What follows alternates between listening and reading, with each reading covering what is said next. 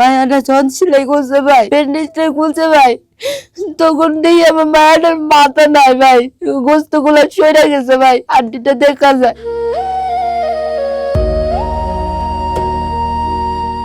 তখন ভাই আমি আর নিজে ঠিক রাখতে পারি না ভাই, সেলাই দিয়ে ভাই সেলাই লয় না, সেলাই ছুটতে যায় ভাই। কোনো সময় খাইতে পারি, কোনো সময় আবার খাইতে পারি না,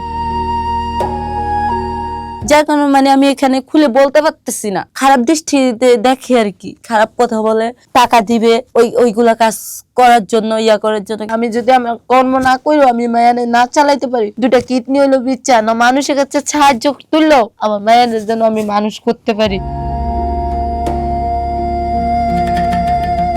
বাচ্চা দেওয়ার পরে বাচ্চার খুশি টেলা রোডের থেকে রোড পার হইতে গেছিল, তখনই অ্যাক্সিডেন্ট হয়ে গেছিল।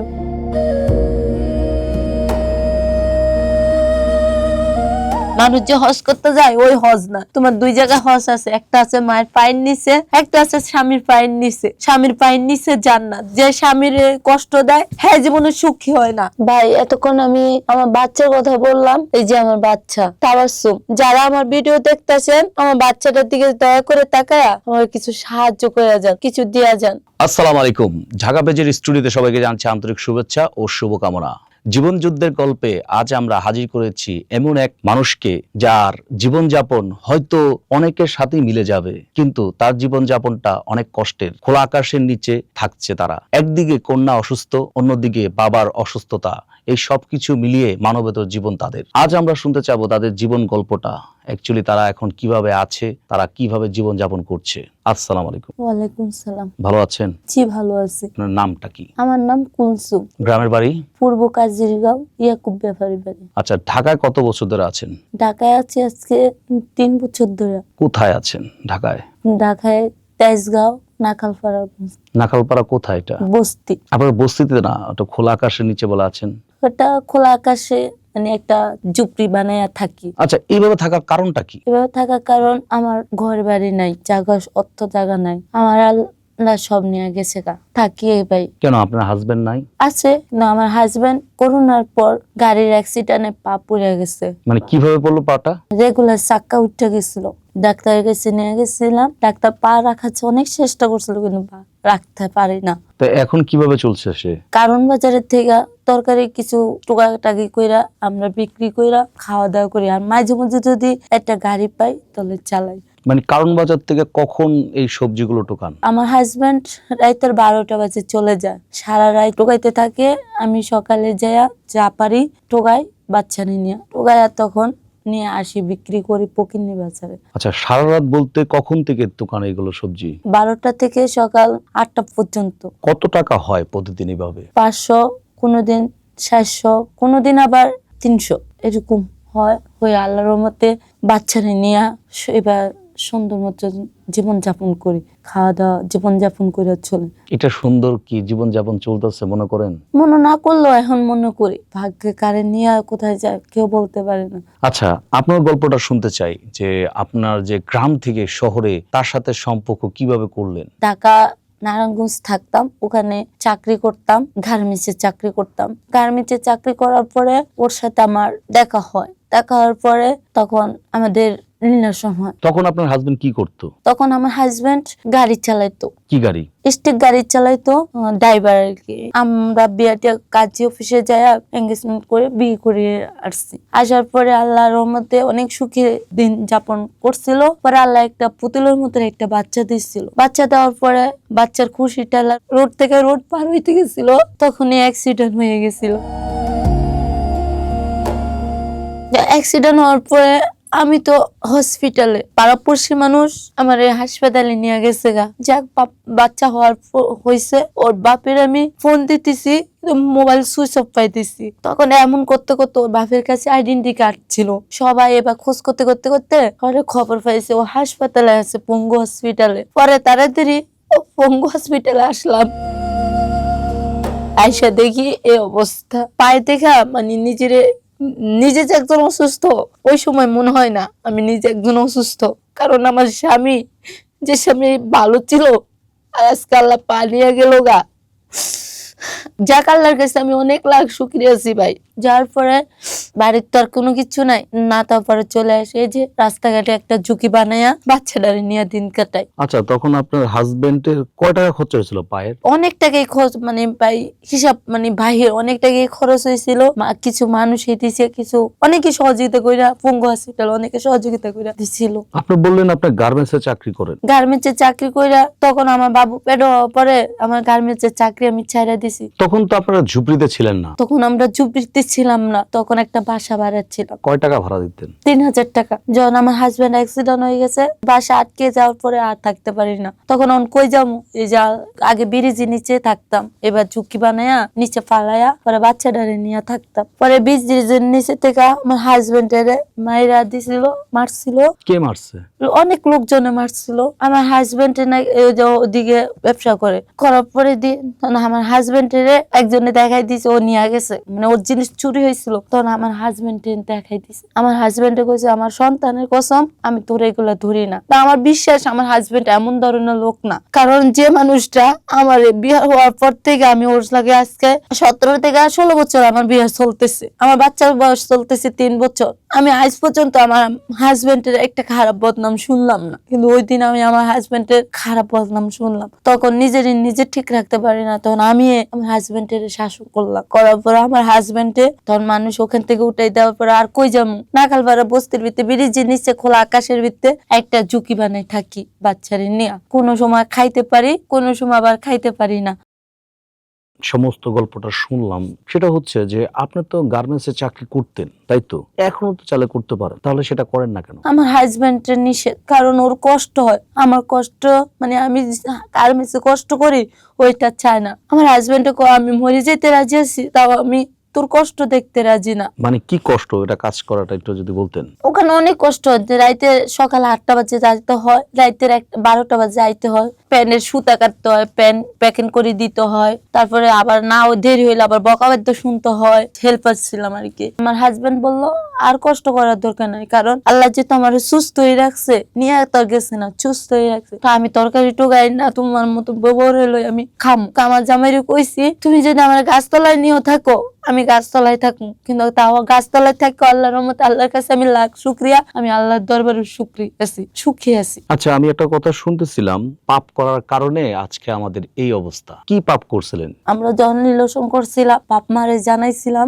বাপ মা বিয়ে দিছিল না, তখন আমরা জোর করে পালাই বিয়ে করছিলাম। জোর করে পালাই বিয়ে করিয়া এটাকে একটা মা বাপের মনে কষ্ট আঘাত দেই না, আঘাত দিছি, যার কারণে বাপ মার মনে কষ্ট দিছি দেখে আজকে আমাদের এই পরিস্থিতি। শ্বশুর শাশুড়ির মনে কষ্ট দিছি, বাপ মার মনে কষ্ট দিছি, যার কারণে আমাদের আজকে পরিস্থিতি। কেন আপনাদের বিয়ে মেনে নিতে পারেনি তারা? আমাদের বিয়ে মেনে নেয় নাই, বলছে ওর সাথে বিয়ে হবে না, মানে আমার মা একটা ছেলের পছন্দ করতো, ওর সাথে বিয়ে দিব, কিন্তু আমি ওর ছেলের পছন্দ করি না, আমি ওরে পছন্দ করছি, আমার মা ওরে মানে না। পরে বিয়ে হওয়ার পর থেকে দেশে গেছিলাম, যার পরে তখন মাইনা নিস। এই ঝুপড়ির মধ্যে যখন থাকেন, যখন আপনার হাজবেন্ড থাকে না, আপনি থাকেন, তাই তো? রাত্রেবেলা অনেক সময় দেরি হয় আসতে, তখন এইটা খোলা আকাশের নিচ, আশেপাশের লোকজন তো ভালো না, তাহলে সেই ক্ষেত্রে কোনো সমস্যা হয় না আপনার? অনেকে অনেক ডিস্টার্ব করে, ডিল মারে, অনেকে অনেক কথা বলে, অনেক আছে না খারাপ কথা বা খারাপ দৃষ্টি, যার কারণে মানে আমি এখানে খুলে বলতে পারতেছি না, খারাপ দৃষ্টিতে দেখে আর কি, খারাপ কথা বলে, টাকা দিবে ওইগুলা কাজ করার জন্য, ইয়া করার জন্য, কিন্তু আমি বলি না, কারণ বলে না নারীরা সত্য থাকলে কেউ কিছু করতে পারে না, কিন্তু আমি একইতে থাকি। এগুলো করা দুনিয়া ঠিক না, কারণ ঠিক না কেন, আমার স্বামীর জিনিস আমি অন্য কারো কেন দিব? ওটাও তো আমার স্বামী দেখবো না, উপরে মালিক দেখতেছে, আজ হবে কাল হবে, কিন্তু আমি যখন দুনিয়ার থেকে বিদায় হয়ে যাবো তখন তো সবগুলো আমার এই সফল মারবো, আমি জাহান্নামে জ্বলবো, আমার হাজবেন্ডে না। কিন্তু আমি ওই দৃষ্টিটাই চিন্তা করি যে আমার আল্লাহ আমি যতদিন দুনিয়ায় বাঁচে রাখি, যেন আমার স্বামীরও মান সম্মান বজায় রাখতে পারি, নিজেরও মান সম্মান বজায় রাখতে পারি। রাস্তার থাকি দেখি হয়েছে যে তো আল্লাহর কাছে দোয়া করি যে তো নিজের মান সম্মান, নিজের ইজ্জত বজায় রাখতে পারি। আচ্ছা, ওখানে তো অনেক নেশাখোররা আছে, এই নেশাখোরদের তো মনে করেন মাথা ঠিক থাকে না, যখন তাদের যে নেশাটা উঠে তখন কিভাবে কন্ট্রোল করেন আপনি? কন্ট্রোল করে মার দিই। একজন আমার ডিস্টার্ব করতো, অনেক ডিস্টার্ব গুলো করার পরে, অনেক যুদ্ধ করার পরে সকাল হইতো, ওরে বিচার দিতাম, তারপর ওরা মানে মারধর করে ওরা সব ইয়া কইরা ওরা চাইছিল থানায় দিয়া দিত, পরে ওর মা হাতে পায়ে ধইরা রাইয়া দিছে, পর থেকে আল্লাহর রহমতে এখন আর কেউ ডিস্টার্ব করে না। আচ্ছা, ওই জায়গাটা তো একটা নেশার আখড়া। এই নেশার আখড়ায় দেখা গেছে অনেক সময় হয় না যে এই তুই কাজ কর, এই জিনিসটা রাখ, আমি সকালবেলা নিমুনি। আমার কাছে কেন দিবে? আপনার নেশা করেন, আপনার জায়গায় আপনি নেশা করেন, আমার কাছে না। আচ্ছা, আমি তো ঘরে দেখলাম আপনার টিন নাই, কিছু নাই, একটা ত্রিপাল দেওয়া। এটা বৃষ্টি হলে তাহলে কিভাবে থাকে? বৃষ্টি হলে যে সাইডে বৃষ্টি পড়ে না ওই সাইডে যে বসে থাকি, আবার যদি ওদেরকে ওই সাইডে বৃষ্টি পড়া শুরু হয় ব্রিজের নিচে যায় বসে থাকি। বৃষ্টি কমলে আসে আবার ঘরে মুচ্চা মাচ্চা ঘরে শুয়ে থাকি। কাপড় চোপড় ভিজে যায় না? ভিজে গেলে কি করবো, ওর যে পরের দিন আবার শুকায়া গাই দিই। আমার মনে হয় না আমার কষ্ট লাগে, কিন্তু আমার মনে হয় আমার হাজবেন্ডের, আমার স্বামীর আর আমার বাচ্চার কষ্ট লাগে। আমার বাচ্চার লাই তো আমি কিছু করতে পারি না, তাও আমি চেষ্টা করছি দুইটা বাসা করবো। আমার বাচ্চা এখন ছোট, কিছু বুঝে না। কদিন পরে আমার বাচ্চা আরো বড় হবে, তখন আমি ওই বস খোলা আকাশের নিচে ওরে রাখতে পারবো না, ওরে এদিকে রাখতাম। কারণ আমার অনেক স্বপ্ন, আমার বড় স্বপ্ন আপনাকে দোয়ায়, মানুষের দোয়ায় যেন আমি আমার মায়ের হাফিজ আলামে পড়ার আমার ইচ্ছা আছে। ওইটা করতে গেলে তো আমার পরিশ্রম করতে হইব, আমার কষ্ট করতে হইব। এই জায়গায় রাখা যাবো না, আমার ভালো পরিবেশে রাখতে হবে, ভালো পরিবেশে রাখতে হবে, ভালো পরিবেশে খাওয়াইতে হবে। কাজ করবো, কাজ করে আমার মা একটা রুম নিবো, নিয়ে আমার মায়ের ভালো পরিবেশে রাখার চেষ্টা করবো আমি। তাহলে আপনার মেয়ে তো ছোট, তাহলে কার কাছে রাখবেন? মেয়েটারে আমার হাজবেন্ডের সাথে দেয়া দিব। মানে সে তো চাইলে কিছুটা করতে পারে। অন্য আছে দুই হাত নাই, দুই পা নাই, তারাও তো ব্যবসা করতেছে, আছে না? আমার হাজবেন্ডের ইচ্ছা আছে নিজের একটা গাড়ি থাকুক, নিজের একটা ব্যবসা বা নিজের একটা গাড়ি থাকুক, থাইকা পর ও বউ বাচ্চা নিয়ে ভালো পরিবেশে থাকতে। আপনার হাজবেন্ড কি চেষ্টা করে? চেষ্টা করে, কিন্তু ও পারতেছে না, বাধা খায়। হয় কোনো কিনা দিয়ে টাকা বের আসে না, কোনো কিনা দিয়ে হয় কোনো কাজে শর্ট পড়ে যায়, কোনো কিনা দিনে কোনো একটা কিছু হয়ে যায়। আমার হাজবেন্ড নেশা করে না, সিগারেট খায়, আর অন্য কিছু না। অন্য বিভিন্ন ধরনের অনেক কত নিচে আসে না, হাজবেন্ডের ওইটা নাই। তাহলে আপনার ইচ্ছা হলো সন্তানকে কি বানাবেন জানি বললেন? আল্লাহ রাখো, আল্লাহ অন্তরে থেকে তোরে ডাকি, ঠিক আছে, কিন্তু নামাজ তো আর পড়তে পারি না, তুই তো দেখতে আসস। কিন্তু আমার মনের কি আশা তুই তো জানোস। আমার পুরো আমার দুইটা কি, আমি যদি আমার কর্ম না করি, আমি মায়ানে না চালাইতে পারি, দুইটা কিডনি হইলো বিচ্ছা না, মানুষের কাছে সাহায্য তুললো আমার মায়ানের যেন আমি মানুষ করতে পারি। আমি একটা তো অমানুষ হয়েছি না, আমার বাচ্চাটারে তুই অমানুষ বানাইস না, যেন আমার এই মানুষে কইতে পারে যে একটা মানুষ আসছিল স্বামী স্ত্রী খোলা আকাশের নিচে, কিন্তু মানুষ মায়াডারে মানাইছে মানুষ। হ্যাঁ, নিজে কষ্ট করছে, মায়াডারে মানুষ করছে কষ্ট কইরা। যেহেতু আমি মানুষের মূল্য, আমি আল্লাহর কাছে মূল্য যেন আমি শান্তি পাইতে পারি, মূল্য যেন আমার মায়া কইতে পারে যে আমার মা আমার জন্য কষ্ট কইরা, এত কষ্ট করছে আমার মা, কষ্ট কইরা আবার মানুষ কইরা গেছে। আমার মা যেন আল্লাহ আমার মারে যেন আপনারে যেন জান্নাত করে, এটা যেন আমার মায়া আজীবন কইতে পারে। আর এমন আমার ইচ্ছা নিজে কিছু কইরা জায়গা করবো, জায়গা কইরা আমার মায়াটারে যেন কিছু কইরা দিয়ে যেতে পারি, যেহেতু কারো কাছে টোকাইগিরি না করতে পারে, কারো কাছে হাত না পাততে পারে, নিজে চল্লা ফিরা খাইতে পারে। হাজবেন্ডের আজকে লাগে ওষুধ, কাল লাগে চিকিৎসা, বাচ্চার এই যে এরকম একটা কিছু লাগিয়েই থাকে। আমি জনগণের কাছে সাহায্য তুলি আমার বাচ্চার আমি চিকিৎসা করি। সাহায্য কখন তুলেন? আমি তুলি না, মানুষই আমার দেয়া যায়। আপনার কিছুক্ষণ যাওয়ার আগে আমার একজনের 150 টাকা দিয়া কইছিল তোমার বাচ্চাটারে দিও মজা, মানে ফল ফ্রুট খাওয়ার জন্য। আমি আমার মায়েরারে একটা ভালো মন্দ কিছু খাওয়াইতে পারি না, আমার মায়েরারে আমি কিচ্ছু খাওয়াইতে পারি না ভাই। আমার মায়েরা এই যে এতগুলা পরিশ্রম, এতগুলা রক্ত শরীরের থেকে গেছে, এতগুলা বেলাট ভাঙছে, আমি আমার মায়েরারে হাজার যদিও কষ্ট করে মানুষ আমার দিলে খাওয়াই, তো হাজার চেষ্টা করলো আমি আমার মায়ের ওইগুলা বেলাট আর ভরাইতে পারবো না। অ্যাক্সিডেন্টটা করছে কিভাবে একটু বলেন? আমার এখানে একটা লোক থাকতো, আমাদের ঘরের সাথে আরেকটা ঘর দেখছিলেন না, ওখানে একটা লোক থাকতো, মানে ওখানে নেশা পানি করতো।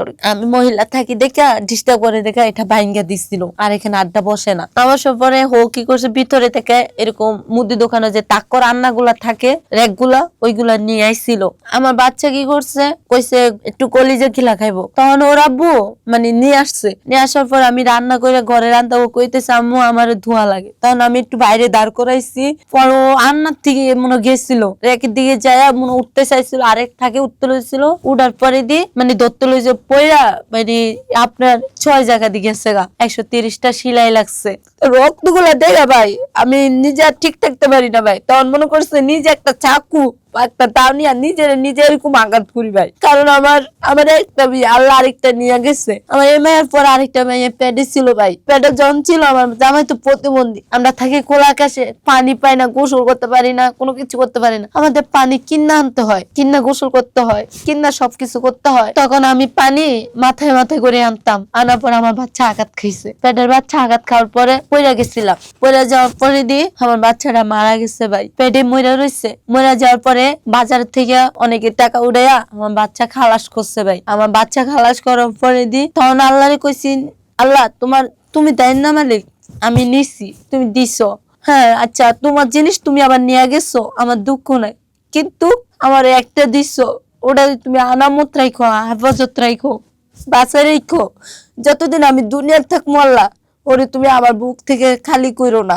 আর যদি আমি মরেও যাই, ও ছোট পালায় যদি আল্লাহ আমি মরে যাই, তখন ওরে রাইখা দিও না দুনিয়াত, আমার সাথে ওরে তুললে নিয়ে যাও। কারণ আমি দুনিয়া যখন বিদয় যাবো, তখন আমার বাচ্চা কার কাছে যাইবো? ওর বাপ তো কোনো কাজ করতে পারবো না, কার কাছে যাইবো? হয়তো বোতল টুকাইবো, আর টুকাইগিরি করবো, আর মানুষের লাঠি উষ্টা খাইবো। তখন আল্লাহ কইছে, আল্লাহ আমার কোনো দুঃখ নাই, আমার কোনো আপত্তি নাই, তুমি যদি আমার দুনিয়ার থেকে নিয়েও যাও, তো আমার বাচ্চাটা হতো আমার নিয়ে যেও। আর আমার হাজবেন্ড যদি ও দুনিয়ার থাকে, ও পুরুষ মানুষ, ও একটা কিছু করে খাইতে পারবে না। আমার ছোট বাচ্চা তো কিছু করবো, ও তো ছোট বাচ্চার লোক কিছু করতে পারবো না। আপনি দোয়ায় আমার স্বামী আমার অনেক আদরে, অনেক যত্নতে অনেক রাখে ভাই। আমার স্বামী চায় না আমার কষ্ট হোক, আমার স্বামী চায় না আমি একটু আঘাত খাই, আমার স্বামী চায় না যে তো আমি কোনো কিছুতে একটু খাওয়ানো বা কোনো কিছুতে অভাবে থাকি। নিজে না খায়া আমারে খাওয়ায়, আমার বাচ্চারে খাওয়ায়, নিজে না পিন্দাম। এমন একটা দিন গেছে রোজার দিন, নিজে না পিন্দা আমারে পড়াইছে, আমার বাচ্চারও পড়াইছে, নিজে না পিন্দা। তখন ভাই আমার বুকটা দুইটা চোখের পানি হয়ে গেছে।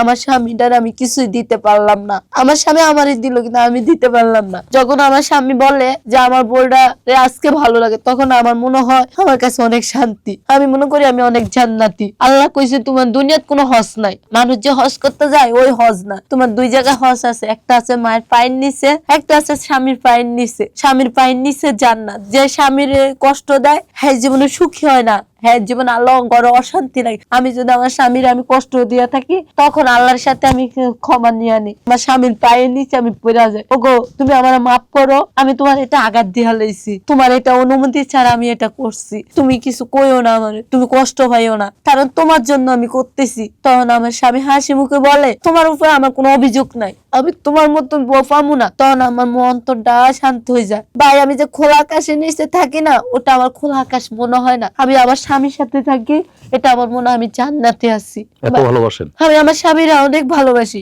ভাই। আমি এইখানে আসছি দিকে আমার অন্তরটা কিন্তু আমার স্বামীর দিকে। যখন ও কাজে চলে যায় ভাই, ওরে আমি অনেক আল্লাহর কাছে তুলে দেই, তুমি তো আমার সব নিয়ে গেছো, আবার দিছো। আমার স্বামীটারে তুমি অন্তত বাঁচাই রেখো। আমার মা থেকে মা নাই, আমার ভাই থেকে ভাই নাই, আমার কেউ নাই। আমার একমাত্র আছে কি আমার পাশে আমার স্বামী। তো যদি তুমি ওরে নিয়ে যাও, আল্লাহ আমার এই শিশু বাচ্চাটারে লই আমি কই যাবো?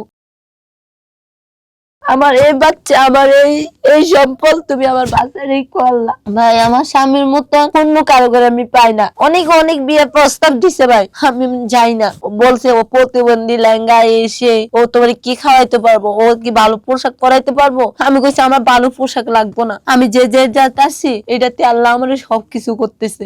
কারণ মানুষের খুশি দুঃখ সুখ নিয়ে সবকিছু জীবন কাটে। আল্লাহ যদি সবারই সুখী দিত, তাহলে কষ্টটা কে নিব? এই দুনিয়াত মানুষের ছিল না, কোবাকুবি লাগবে। আল্লাহ কারো ঘরে 2 টাকা দিয়ে বানাইছে, কারো ঘরে আল্লাহ 1 টাকা দিয়ে বানাইছে, আবার আল্লাহ কারো ঘরে না দিয়েও বানাইছে। আমার কোনো টাকা পয়সা দরকার নাই ভাই, আমার কোনো কিচ্ছু দরকার নাই। আমার কাছে আমার সন্তান আর আমার স্বামী থাকলে হইছে, আর আমার একটু জায়গা থাকলে হইছে, আমার বাড়ি ঘর থাকলে হইছে, মানে ফসল মসল কইরা চলতে পারি আমার হাজবেন্ড টেনে নিয়ে। আর আমার হাজবেন্ড আমার চোখের সামনে থাকলে আমার আর কিছু লাগবে না। কেউ যদি অফার দিল বড় অঙ্কের টাকা দিবে, তোমার স্বামীকে তুমি ছেড়ে তোমার মেয়েকে নিয়ে চলে আসো, আপনি যাবেন? আমার স্বামীকে ছাড়া আমি বলতে পারবো না ভাই। এত বছর যে তো আমি গেছি না, এত কষ্ট করতেছি খোলা আকাশের নিচে থাইকা, রোদে জ্বলতেছি, বৃষ্টিতে ভিজতেছি ভাই, আমি আজ যাইতে পারবো না। ওর মায়া আমি ছাড়তে পারবো না ভাই। আমি কেউ এই কথা জোর করেও আমার নিয়ে যায়, নিজের পেটে আমি নিজে চুরি মেরা দিব ভাই, আমি তাও যাইতে পারবো না। তাই আমার হাজবেন্ডের সাথে আমার মন মিশে গেছে ভাই। ও প্রতিবন্ধী হইলে কি হয়েছে ভাই, ওকে একটা একটা মানুষ না, ওরে কেন আমি ফালাইতে যাবো?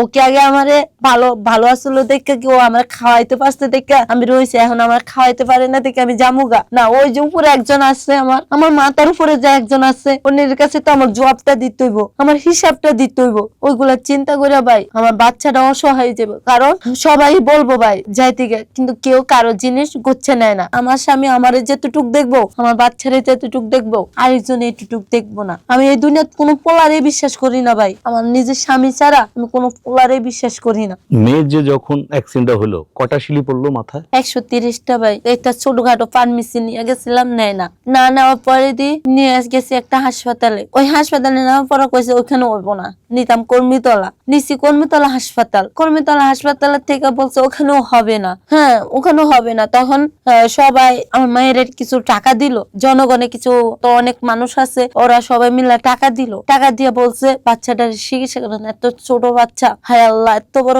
ডাহাতি হয়ে গেছে, মানে এত বেলা দেখা, মানে এত রক্ত দেখা কেউ ইয়া করছে না ভাই, মানে নিজের কেউ ঠিক রাখতে পারছে না। তখন একটা অফিসার আইসা একটা অ্যাম্বুলেন্স কইলো, অ্যাম্বুলেন্সে করে নিয়ে ঢাকা মেডিকেল গেলাম। যাওয়ার পরে ভাই ঢাকা মেডিকেল একটা টিকিট কাটলাম, কাটার পরে আমার টিকিট সিরিয়াল মানে দেরিতে ফালাইলো। পরে যখন আমার মায়া মানে অজ্ঞান হয়ে যাইতেছে, যাই দফা চোখ উল্টাই দিতেছে ভাই, তখন আমি নিজের হাসপাতালে আরো চিৎকার লাগাইছি ভাই। তখন জেলা অফিসার আইছিল, আসার পরে আগে কোসে বাচ্চার সিরিয়াল আমার মায়াটা যখন সিলাই করছে ভাই, ব্যান্ডেজটাই খুলছে ভাই, তখন দেখি আমার মায়ের মাথা নাই ভাই, গোস্ত গুলা সরে গেছে ভাই, আন্টিটা দেখা যায়। তখন ভাই আমি আর নিজেকে ঠিক রাখতে পারি না ভাই, সিলাই দিয়ে ভাই সিলাই লয় না, সিলাই ছুটতে যায় ভাই। তখন ডাক্তারে কইলো ওরা আপনি একটু বাইরে যান, কারণ আপনার মা তো মানে বুঝছে, সহ্য করতে পারতেছে না, আপনি একটু বাইরে যেতে। আর কেমনে বাইরে যেতে হবে, আমার বাচ্চা এখানে এমন অবস্থা, আমি কেমনে যাই দাঁড়াবো? যখন ড্রেসিং করতে নিয়েছিলাম তখন একটা চিৎকার মারছে ভাই, আমি মা সহ্য করতে পারি না ভাই। আমার যদি কেউ আমার বাচ্চা ডাল্লাই ভাই, আমি আমার বাচ্চা ডাল্লাই আর আমার স্বামী লাই, শুধু আমি এত কষ্ট করি ভাই, মানে সবকিছু আমি চাই না, আমি শুধু আমার বাচ্চাটা স্বামীটার দিকে চাইয়া পড়ে রয়েছি ভাই। তাহলে আমার মতন ভাইয়া হাত ভালো, পা ভালো, সব ভালো, আমার মতন ভাইয়া একটা গার্মেন্টস বা কোনো কিছু করলে আমি মতন ভাইয়া এক পায়ে চলতে পারতাম, কিন্তু আমি ওই দৃশ্যটা চিন্তা করি না ভাই। আমি চাইলেও ভালো থেকে বিয়ে বইতে পারতাম না ভাই, আমি ওই দৃশ্য চিন্তা করি না ভাই। আমি চিন্তা করি কি সামনের দিকটা, মরণের দিকটা, আমার মাই আছে, আমার হাজবেন্ড আছে, আমি ওই দৃশ্যটা চিন্তা করি ভাই। আল্লাহর কাছে এটাই দোয়া করি আমার যাতে কোনো খারাপ দিকে না নেয়, খারাপ নজরে না নেয় ভাই। এতক্ষণ আমি আমার বাচ্চার কথা বললাম, এই যে আমার বাচ্চা তাবাসসুম, আমি নিজেও সাহায্য করতেছি আমার দুজনকে, আমার স্বামীরে আর আমার বাচ্চারে। আমিও চাই ভাই আপনিও আমার কিছু সাহায্য করেন, যেহেতু আমি আরো ভালো জীবন করতে পারি, ভালো জীবনে চাইতে পারি, কিছু করতে পারি। যারা আমার ভিডিও দেখতেছেন আমার বাচ্চাটার দিকে দয়া করে তাকায়া আমার কিছু সাহায্য করে যান, কিছু দেয়া যান, আপনার কাছে অনুরোধ।